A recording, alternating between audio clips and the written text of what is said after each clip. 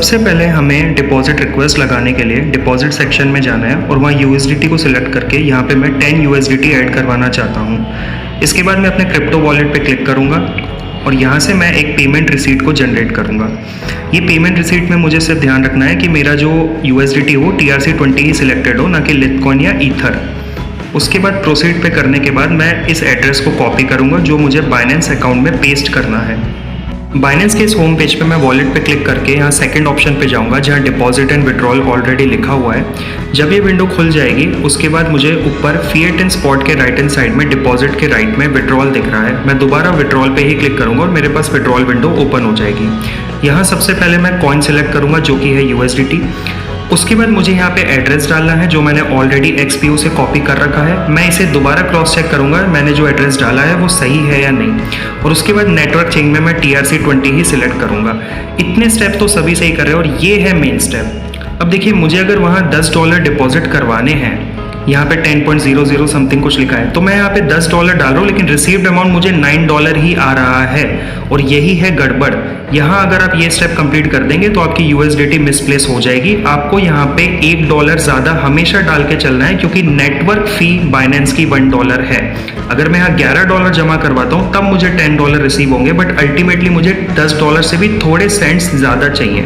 सो मैं इस चीज़ को कॉपी कर लूँगा, यहाँ मैं इस चीज़ को पेस्ट करके $1 से वैल्यू इसकी बढ़ा दूंगा और इसे 11.003720 कर दूंगा।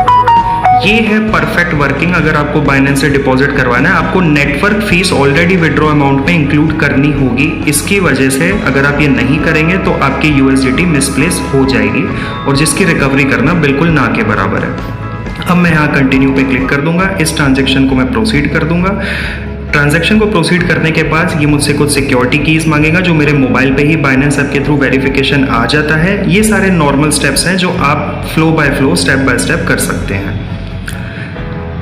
इस स्टेप को पूरा करने के बाद मैं यहाँ कंप्लीट पे क्लिक कर दूंगा और मेरे पास अब मुझे सीधा जीमेल पे जाना है। यहाँ फिनिश पे क्लिक करने के बाद अब मैं अपना जीमेल अकाउंट खोल लूँगा।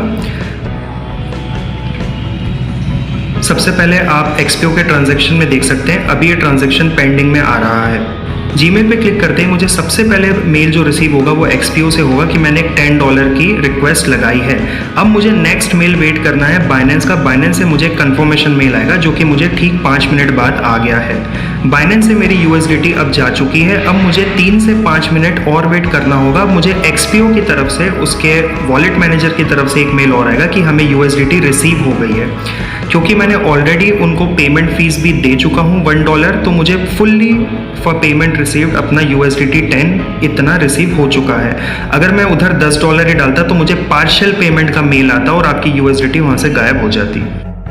अब मैं अपने XPO अकाउंट में जब ट्रांजैक्शंस को चेक करूंगा तो आप देख सकते हैं मेरा वो ट्रांजैक्शन जो पेंडिंग में था वो अब सक्सेसफुल हो चुका है और मेरा जो बैलेंस 30 USDT था वो अब 40 USDT हो चुका है। Thank you.